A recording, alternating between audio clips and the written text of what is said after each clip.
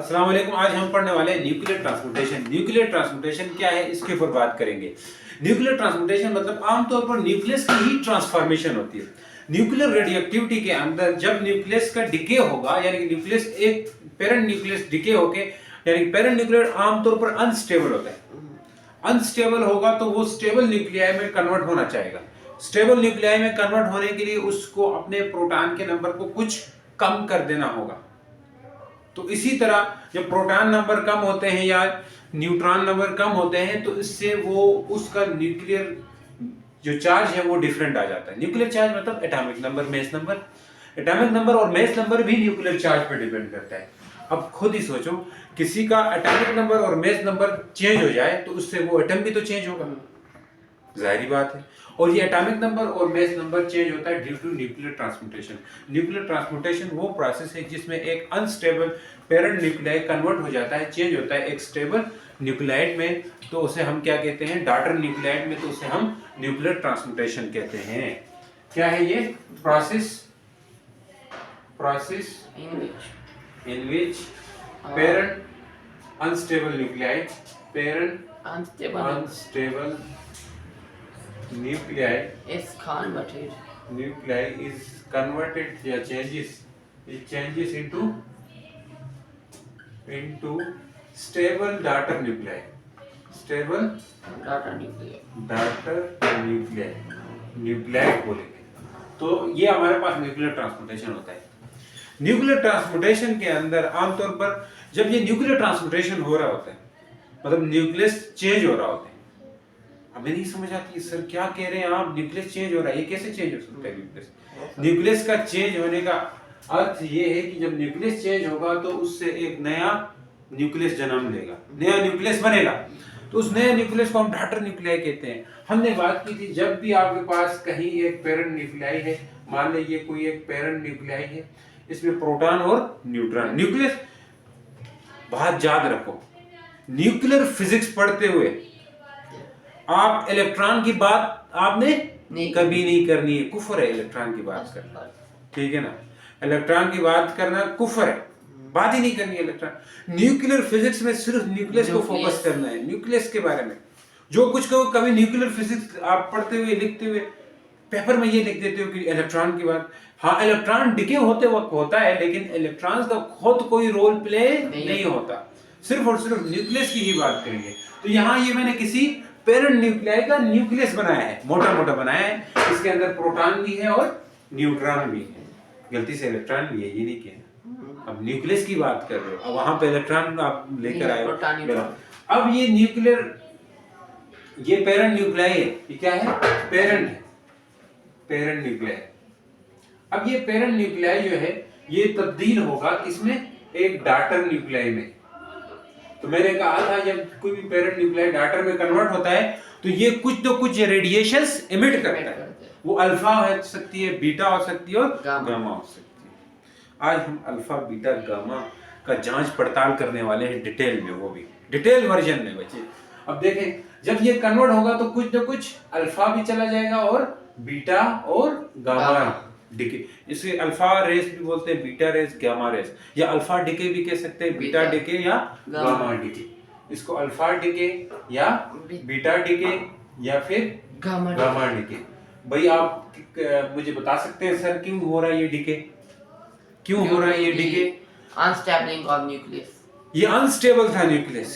मैंने कहा कि जो प्रोटॉन और न्यूट्रॉन की तादाद बढ़ती है, जैसे खास तौर पर न्यूट्रॉन बहुत ही ज्यादा होते हैं, जो रेडियोएक्टिव एलिमेंट है उनमें न्यूट्रॉन की तादाद बहुत ज्यादा होती है as compare to proton. Uranium का आप ले लें, 92 प्रोटॉन है तो न्यूट्रॉन 142, 146, बहुत ज्यादा हो रहे हैं न्यूट्रॉन, ठीक हो गया? तो न्यूट्रॉन ज्यादा हो तो ये न्यूक्लियस अनस्टेबल रहता है, खुद को अनकंफर्टेबल फील करता है। क्या न्यूक्लियस कोई जानदार चीज है? ठीक हो गया, जानदार ही समझो, क्योंकि अनस्टेबल होगा तो उससे डिके का प्रोसेस होगा और रेस इमिट होंगी। अब हम बात करते हैं अल्फा डिके। मेन मुद्दा है, तीन तरह के डिके हैं, अल्फा डिके की बात करते हैं। अल्फा डिके को हमारे बुक में क्या नाम दिया हुआ है वो भी हम बात करते हैं, अल्फा एमिशन या अल्फा डिके ही बोला है, अच्छी बात है ये। Alpha mission alpha decay, alpha decay. Alpha decay क्या होगा? जब अल्फा डिके होगा उस वक्त जो पेरेंट न्यूक्लियाई का, मान ले पेरेंट न्यूक्लियाई का जो एटॉमिक नंबर था उसका कोई ना कोई खुद एटॉमिक नंबर होगा कि नहीं होगा पेरेंट न्यूक्लियाई का। मैं इसको पेरेंट न्यूक्लियाई साइड पे लिखता हूँ, आपको समझ अच्छी आएगी। तो यहाँ मैं एक चीज बता रहा हूँ, पेरेंट न्यूक्लियाई और ये क्या है? Daughter nuclei. ये डॉटर न्यूक्लियाई है। पेरेंट न्यूक्लियाई था, तो क्या पेरेंट न्यूक्लियाई का कोई मेस नंबर या एटॉमिक नंबर होगा कि नहीं होगा? मुझे छुट्टी नहीं देनी, मैं आऊंगा। सही है। चालू करें? चालू है। अच्छा, ये पेरेंट न्यूक्लियाई, तो पेरेंट न्यूक्लियाई जब डॉटर में जाएगा तो पेरेंट न्यूक्लियाई की क्या खुद का कोई मेस होगा कि नहीं होगा? होगा। खुद का कोई एटॉमिक नंबर भी होगा। मान ले हम कोई एक पेरेंट न्यूक्लियाई एक्स ले लेते हैं, मारकर मस्ती कर रहे हैं, हम कोई पेरेंट न्यूक्लियाई एक्स ले लेते हैं। ये पेरेंट न्यूक्लियाई तब्दील हो गया है, कन्वर्ट हो गया वाई में। वाई क्या है? डॉटर है। एक्स पेरेंट था, वाई डॉटर बन गया। मान ले ये कैसे बन गया? जादू हो गया। यहाँ पे जादू तो नहीं हुआ। मान ले इसका जो पेरेंट न्यूक्लियाई का जो मेस नंबर था वो ए था और इसका एटॉमिक नंबर जेड था। क्या ये नजर आ रहा है कैमरामैन? हाँ, बिल्कुल। इसका जो बेस नंबर था वो क्या है? ए था, जब ये डिके नहीं हुआ था तब की बात। और इसका एटॉमिक नंबर क्या था? एटॉमिक क्या है नंबर? जेड था। मैंने ये जनरल लिखा है, अब मैं यहाँ पे नहीं बताऊंगा कि कितने। हम एक एलिमेंट लेंगे फिर उसका फिक्स करके बताएंगे। जब ये डिके हुआ तो अल्फा डिके के वक्त, जब अल्फा डिके होगा उस वक्त उसका मेस घटेगा और एटॉमिक नंबर भी घटेगा। दोनों चीजें कम। अब दोनों चीजें कम होने से क्या कोई और एलिमेंट बनेगा कि नहीं बनेगा? कोई और एटम बनेगा कि नहीं बनेगा? बनेगा ना। तो मान ले, ये याद रखें, जब अल्फा डिके हो रहा हो उस वक्त हमारे पास जो मेस नंबर है वो 4 टाइम कम हो जाता है और एटॉमिक नंबर कितने टाइम कम होगा? Atomic number 2 time. जो पेरेंट न्यूक्लियाई है उससे मेस नंबर कितना कम हो जाएगा? 4 गुना। और डॉटर और मेस एटॉमिक नंबर कितना गुना कम होगा? 2 गुना कम। अब कौन सा ऐसा एलिमेंट है पीरियोडिक टेबल में जिसका मेस नंबर 4 है और एटॉमिक नंबर 2 है? वो हीलियम है। वो क्या है? हीलियम। कहाँ था मेरा दोस्त? हीलियम। ये दोस्त है आपका हीलियम। हीलियम को ही अल्फा डिके या अल्फा रे बोलते हैं। हीलियम को ही याद रखें, ये हीलियम न्यूक्लियस है। हीलियम एलिमेंट या हीलियम मॉलिक्यूल नहीं है। हीलियम मॉलिक्यूल नहीं, ये क्या है? हीलियम न्यूक्लियस है। हीलियम न्यूक्लियस का क्या मतलब होता है? अगर मैं हीलियम न्यूक्लियस बोल रहा हूं तो मुझे इलेक्ट्रॉन को एक्सक्लूड निकालना होगा, इलेक्ट्रॉन को शामिल नहीं करना होगा। अगर मैं हीलियम न्यूक्लियस बोल रहा हूं तो मुझे इलेक्ट्रॉन्स को नहीं लेना है। तो न्यूक्लियस बोलूंगा तो इसमें चार्ज कौन सा होगा? Double positive. मतलब कोई ऐसा न्यूक्लियस है जिसमें इलेक्ट्रॉन है ही नहीं, सिर्फ प्रोटॉन है। नहीं समझ आई सर? नहीं समझ। हीलियम न्यूक्लियस का क्या मतलब होता है कि हीलियम कोई ऐसा है कि जिसमें इलेक्ट्रॉन नहीं है, सिर्फ और सिर्फ प्रोटॉन है। मान लो ये हीलियम है यार, नहीं समझ आ रही है। हीलियम, तो इसमें मैं कह देता हूं कि हीलियम के पास 2 प्रोटॉन है लेकिन 2 इलेक्ट्रॉन नहीं है। मतलब ये कोई अनस्टेबल है। ये अल्फा रे है लेकिन ये कोई अनस्टेबल है। ये अनस्टेबल जो भी चीज होती है जिसको हम छोड़ देते हैं कहीं पे तो वो कुछ तो कुछ गड़बड़ करती है। गड़बड़ का क्या मतलब होता है? मतलब ये कि अगर उसको हवा में से छोड़ दे, इस रे को, हीलियम न्यूक्लियस को, तो ये क्या करेगा? हवा को मतलब नुकसान पहुंचाएगा। उसके अंदर इलेक्ट्रॉन्स को अपने अंदर लाने की कोशिश करे क्योंकि इसके पास इलेक्ट्रॉन का भूखा है। ये इलेक्ट्रॉन का भूखा है तो ये इलेक्ट्रॉन्स को कैप्चर करने की कोशिश करे। अगर मैं इसको कहीं छोड़ देता हूं एयर में या किसी मटेरियल के अंदर, में इसको अल्फा को छोड़ देते हैं, हीलियम न्यूक्लियस को छोड़ देते हैं, तो ये जाके उस मटेरियल में घुस जाएगा और उस मटेरियल से इलेक्ट्रॉन एब्जॉर्ब करने की कोशिश करेगा, और उस मटेरियल के अंदर इलेक्ट्रॉन को जब ये एब्जॉर्ब करेगा तो उसमें इलेक्ट्रॉन की कमी होगी, वो भी अनस्टेबल हो गया। देखो करेगा करते नहीं समझ आया? समझ ये चीज होगी और साथ में हीट रिलीज होगी। ये हमने डिस्कस किया। ना कर भाई, ना कर, याद करो। समझ आया कि नहीं है? अब अगर मैं इसको जनरल ले लूं, इसकी कोई एग्जांपल ले लूं तो आपको अच्छे से समझ आएगी। Alpha decay. अल्फा डिके क्या होगा? जिसमें मास नंबर 4 गुना घट जाए और एटॉमिक नंबर 2 गुना घट जाए, तो ये आपके पास अल्फा डिके होता है। अल्फा डिके में यूरेनियम जो है ना, वो अल्फा डिके का प्रोसेस कर रहा होता है। Uranium alpha decay. यूरेनियम आमतौर पर जो हमारे पास यूरेनियम का एलिमेंट है वो अल्फा डिके करता है। जो यूरेनियम 238 है, ये इसमें अल्फा डिके का प्रोसेस होगा। अब इसका मेस 4 गुना कम करेंगे, ये क्या ये यूरेनियम ही रहेगा जब ये अल्फा डिके होगा? नहीं, ये पेरेंट है। अब इसका मेस नंबर कितना कम कर रहे हैं हम? 4 गुना। 4 कम करें यानी 234 और 2 कम करो 90। तो क्या ये यूरेनियम ही होगा? नहीं, कोई और होगा। प्लस हीलियम निकलेगा, हीलियम न्यूक्लियस निकलेगा। हीलियम न्यूक्लियस क्यों? पॉजिटिव चार्ज, और प्लस हीट निकलेगी, हीट एनर्जी रिलीज होगी। अब ये कौन होगा? ये इसका बच्चा कौन होगा? इसका बच्ची कौन होगा? वाई नहीं, वाई इधर इसका नाम देना होगा जो बनेगा। थोरियम बनेगा। क्या बनेगा? थोरियम। ये अब यूरेनियम से थोरियम बन गया। मेस नंबर और एटॉमिक नंबर में चेंज आने की वजह से ये थोरियम बन गया। थोरियम बनेगा तो ये यूरेनियम नहीं रहेगा, और इसका क्या हुआ? यहाँ पे अल्फा डिके हुआ है।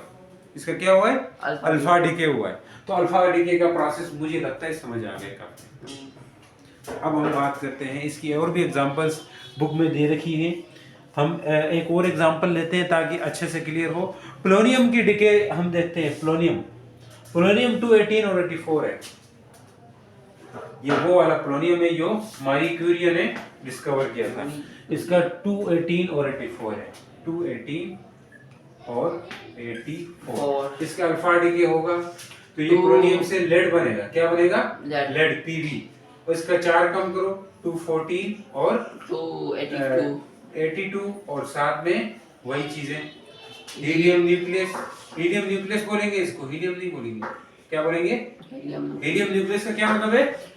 जिसके अंदर इलेक्ट्रॉन नहीं है, प्रोटॉन है। और ये इलेक्ट्रॉन ना होने की वजह से जब इसको हवा में मटेरियल में छोड़ देंगे तो ये अगले से इलेक्ट्रॉन एब्जॉर्ब करेगा। मतलब इलेक्ट्रॉन एब्जॉर्ब करेगा तो उस पे कौन सा चार्ज आएगा? पॉजिटिव चार्ज आएगा। मतलब किसी में चार्ज लेकर के आना, इसको क्या बोलते हैं? आयनाइज को। तो ये आयनाइज कर देगा अगले को। सही हो गया। Plus heat. ये हीट आमतौर पर 2.4 मेगा इलेक्ट्रॉन वोल्ट रिलीज होती है। 2.4 मेगा मतलब 10⁻⁶ इलेक्ट्रॉन वोल्ट। बहुत ज्यादा हीट होती है, बहुत ज्यादा हीट होती है। तो ये हीट रिलीज होगी, जिसे हम इस हीट को डिसइंटीग्रेशन एनर्जी या इसको क्यू वैल्यू ऑफ एनर्जी भी कहते हैं। क्यू वैल्यू ऑफ एनर्जी या डिसइंटीग्रेशन एनर्जी, इसको कैलकुलेट भी कहते हैं। इसको क्यू वैल्यू ऑफ हीट कहते हैं। क्या कहते हैं? क्यू वैल्यू ऑफ हीट भी कहते हैं, या इसको डिसइंटीग्रेशन एनर्जी बोलते हैं। Disintegration energy. सही हो गया जी। उम्मीद करता हूँ समझ आई है। तो स्टॉप करें जरा, थोड़ा आगे। Beta decay. अब हमारा मेन टारगेट है बीटा डिके। बीटा डिके बच्चों, अगर बोर्ड नजर नहीं आ रहा तो इसके लिए मैं माजरत करता हूँ। नजर आ रही? राइटिंग नहीं आ रही यार? जाके तुम इस तरह करो ना, मार कर ले आओ कोई दूसरा। Beta decay. अभी हम बीटा डिके पढ़ेंगे। बीटा डिके किसे कहेंगे?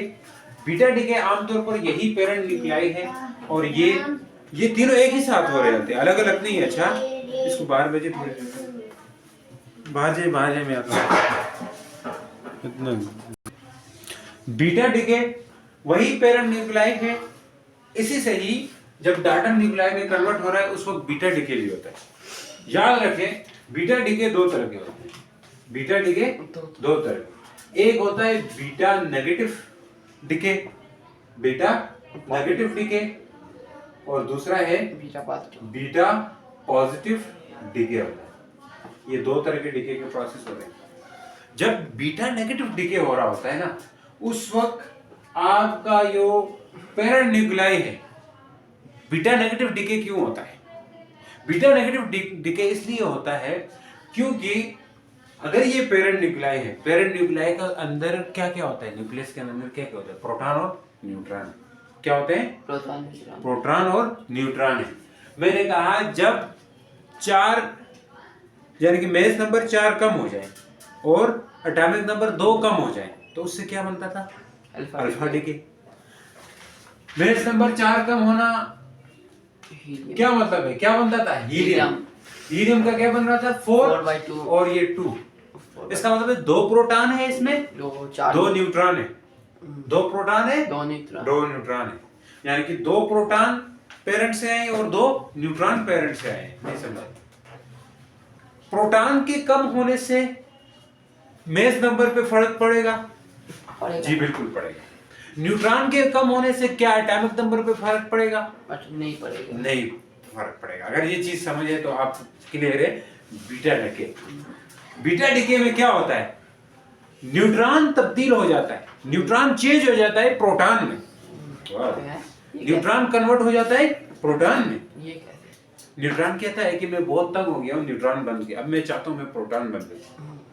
तो वो क्या करता है? वो कन्वर्ट हो जाता है न्यूट्रॉन, न्यूक्लियस के अंदर न्यूट्रॉन कन्वर्ट हो जाता है किसमें? प्रोटॉन में। इसके ऊपर चार्ज किधर से आते हैं? न्यूट्रॉन कन्वर्ट होगा प्रोटॉन में। कैसे? जब न्यूट्रॉन प्रोटॉन में कन्वर्ट हो जाएगा, चेंज हो जाएगा, तो ये अपने साथ एक इलेक्ट्रॉन को इमिट करेगा। किसको? एक इलेक्ट्रॉन बाहर छोड़ देगा रे के तौर पर, और साथ में एक एंटी न्यूट्रिनो बाहर छोड़ देगा। ये आपको क्या छोड़ देगा? एंटी न्यूट्रिनो बाहर। ये क्या चीज है? इलेक्ट्रॉन तो इलेक्ट्रॉन ही है ना। हाँ। एंटी न्यूट्रिनो मतलब ये है कि ये इलेक्ट्रॉन ई प्लस होता है। एंटी न्यूट्रिनो मतलब इलेक्ट्रॉन जैसा है। इलेक्ट्रॉन क्या होता है? ए ई माइनस होगा ना। एंटी न्यूट्रिनो का मतलब ये है कि ये ई, इसको हम डिनोट किससे करते हैं? इससे, म्यू से, म्यू और ऊपर डैश से। ये आपके अंदर इलेक्ट्रॉन प्रोटॉन के अंदर और चीजें भी होती है। अच्छा, बोसॉन्स होते हैं, ठीक है, फर्मियान्स होते हैं, फोटॉन, फर्मियान्स होते हैं, इनको कहते हैं एंटी न्यूट्रिनो। तो चेंज कैसे होगा? ये क्या चीज चेंज कैसे होगा? प्रोटॉन में बात नहीं है कुछ। न्यूट्रॉन प्रोटॉन में कैसे चेंज होगा? ये तो बताएं फिर। ये इस चीज के बारे में ना मत सोचे, क्योंकि ये बीएस का टॉपिक है। ठीक है, कैसे फिलहाल क्यों लाया आपने? ठीक है, मैं कंफ्यूजन होगी। देखो, इसका मतलब ये है कि आप ये जान लो कि जब बीटा नेगेटिव डिके होते वक्त, क्योंकि एक न्यूट्रॉन प्रोटॉन में तब्दील हो जाता है, न्यूट्रॉन प्रोटॉन में तब्दील होगा तो मतलब प्रोटॉन एक बढ़ेगा। नहीं समझे? एक प्रोटॉन तो बढ़ेगा, न्यूट्रॉन प्रोटॉन में तब्दील होगा। मान लीजिए नंबर भी चेंज। x ये पेरेंट है, इसका एटॉमिक नंबर, बेस नंबर क्या है? a, एटॉमिक नंबर क्या है? z। ये कन्वर्ट हो जाएगा y में, डाटर में। तो मैंने क्या बोला है? न्यूट्रॉन प्रोटॉन में चेंज हो रहा है। न्यूट्रॉन चाहे प्रोटॉन बने या प्रोटॉन न्यूट्रॉन बने, तो क्या उससे मेस नंबर में फर्क पड़ेगा? मास पे पड़ेगा ना सर? नहीं पड़ेगा। प्रोटॉन जब ज्यादा होगा, प्रोटॉन चाहे न्यूट्रॉन में चला जाए या न्यूट्रॉन प्रोटॉन बन जाए, क्योंकि मेस नंबर में दोनों ही आते हैं। वाह, क्या बात है, मेस नंबर में दोनों ही आते हैं ना। मेस नंबर में क्या क्या आता है? प्रोटॉन प्लस न्यूट्रॉन होते हैं। मेस नंबर में दोनों होते हैं, दोनों। चाहे ये न्यूट्रॉन प्रोटॉन बन जाए या प्रोटॉन न्यूट्रॉन बन जाए, तो मेस नंबर नहीं चेंज होगा, चेंज नहीं होगा। एटॉमिक नंबर चेंज होगा, वो तो होगा। एटॉमिक नंबर चेंज होगा। और एटॉमिक नंबर चेंज क्यों होगा? हम ये बात क्योंकि प्रोटॉन बढ़ेगा, देखें, क्योंकि न्यूट्रॉन प्रोटॉन में तब्दील होगा। आप ये बात जान लो, ज्यादा जानने की जरूरत नहीं है जी, ज्यादा खपकी करेंगे सेकंड ईयर में इंशाल्लाह जाके पढ़ेंगे। ठीक है, न्यूट्रॉन किस में जाएगा? प्रोटॉन में। न्यूट्रॉन जब प्रोटॉन में तब्दील होगा तो उस वक्त क्या होगा? एटॉमिक नंबर 1 बढ़ जाएगा। मान ले इसका एटॉमिक नंबर यानी कि प्रोटॉन बेस नंबर वही रहेगा। मैं बताऊं बेस नंबर में फर्क नहीं पड़ेगा भाई, चाहे ये बढ़ जाए चाहे ये बढ़ जाए, इससे फर्क नहीं पड़ेगा। ये एक्सटर्नल फोर्स से कन्वर्ट होगा या खुद ब खुद? ये न्यूक्लियस के अनस्टेबिलिटी की वजह से हो रहा है। न्यूक्लियस ये अनस्टेबल जब होगा तो ये अब क्या होगा? एनर्जी का रिलीज करेगा, एनर्जी रिलीज करेगा बहुत ज्यादा। हम वही बात कर रहे हैं। अच्छा, ए और ये क्या होगा Z प्लस 1, न्यूट्रॉन एक बढ़ गया, नहीं एटॉमिक नंबर एक बढ़ गया, प्लस क्या बनेगा हीलियम बीटा नेगेटिव डीके बोलेंगे इसको, क्या बनेंगे बीटा हीलियम शीलियम नहीं बनता है इसमें। अल्फा क्या बनेगा बीटा नेगेटिव डीके बोलेंगे इसको। Beta negative decay. Beta negative decay और साथ में हीट शीट भी निकलेगी, उसके ऊपर भी बात करते हैं। अब हम बात करने वाले हैं, इसके एग्जांपल लेके बात करेंगे ताकि आपको अच्छे से समझ आ जाए। ये जो एनर्जी रिलीज होगी इससे हम कोई फायदा ले सकते हैं? ले सकते हैं, क्यों नहीं ले सकते? Why क्या not? फायदा वो भी ये बताइए। हीट भी रिलीज होगी। रुको, अब एग्जांपल में ले रहा हूँ, कार्बन 14 है और इसमें 6 है। कार्बन का डिके हो रहा है, बीटा नेगेटिव डिके। अच्छे से बात। आपकी बुक में बीटा नेगेटिव ही दिया हुआ है, बीटा पॉजिटिव डिके भी होगा। हम पॉजिटिव की भी बात करेंगे। अब क्या होना है, अब क्या होगा, अब इसमें कार्बन नाइट्रोजन में चेंज हो जाएगा, कार्बन नाइट्रोजन में चेंज होगा। कार्बन नाइट्रोजन में जब चेंज होगा तो अब यहाँ से क्या बनेगा, देखो इसका मेस नंबर वही 14 रहेगा और एटॉमिक नंबर 6 + 1 7 और 7 नाइट्रोजन का होता है। नहीं समझ आई? समझते साथ में बीटा नेगेटिव डीके होगा, यानी कि बीटा नेगेटिव निकलेगी प्लस हीट रिलीज होगी, हीट बहुत ज्यादा। ठीक हो गया, फिक्स मोड। अब एक होता है बीटा पॉजिटिव डीके। अगर नेगेटिव डीके समझ आया तो बीटा पॉजिटिव डीके भी आपको समझ आएगा। उसमें क्या होता है, उसमें प्रोटॉन न्यूट्रॉन में तब्दील हो जाता है। क्या बात, प्रोटॉन न्यूट्रॉन उल्टा। तब हाँ, गेम चल रही है ना। इसमें प्रोटॉन किस में चला जाएगा, न्यूट्रॉन में, और साथ में पॉजिट्रॉन एक निकलेगा। एक क्या निकलेगा, पॉजिट्रॉन। पॉजिट्रॉन को बीटा पॉजिटिव बोलते हैं, पॉजिट्रॉन को बीटा पॉजिटिव। आपकी बुक में सिर्फ बीटा पॉजिटिव बोला है या बीटा नेगेटिव बोल बोला रहे है। हैं। ठीक है, पॉजिट्रॉन साथ में न्यूट्रिनो, क्या बनेगा, न्यूट्रिनो बनेगा। नहीं समझ आया? न्यूट्रिनो बनेगा। अब देखने की बात, ये एग्जांपल देके समझते हैं। क्या ये नजर आ रहा है कैमरे में? ये नीचे क्लियर आ रहा है सब कुछ क्लियर। अब ये कोई है पेरेंट न्यूक्लियस। अब अगर देखो प्रोटॉन न्यूट्रॉन में गया तो फिर में चेंज होगा कि नहीं होगा? नहीं होगा। क्या चीज, मास तो नहीं होगा? मास नहीं चेंज होगा। ए और इसका एटॉमिक नंबर 1 कम हो जाएगा। कम हो जाएगा। क्या बात कर रहे हो? प्रोटॉन चला गया यार तो कम हो जाएगा, नाइट्रोजन तो Z से होगा। कार्बन मान जाएगा। हमारी आवाज भी रिकॉर्ड हो रही है बच्चे। ए SCl का बोल। Z-1 बस बीटा पॉजिटिव डीके बोले, साथ में हीट रिलीज होगी, हीट रिलीज होगी। इसके एग्जांपल हम ले लेते हैं साइड पे, इधर आ जाए एग्जांपल। जैसे सोडियम है, ये कन्वर्ट हो जाता है नियॉन में, सोडियम 22। अच्छा, सोडियम 22 और ये तब्दील हो जाएगा किसमें, नियॉन में। इसका मेस नंबर इतना ही होगा, नियॉन Ne, और इसका मेस नंबर इतना, इसका एक कम हो जाएगा यानी कि 10 हो जाएगा, प्लस और बीटा पॉजिटिव रे प्लस हीट रिलीज होगी, प्लस हीट रिलीज होगी। तो मतलब ये एग्जांपल होगी। तो बीटा नेगेटिव बीटा पॉजिटिव का वजह समझ आएगी। Yes, sir. उम्मीद है समझ आएगी। मिलते हैं नेक्स्ट वीडियो के साथ। अल्लाह हाफिज।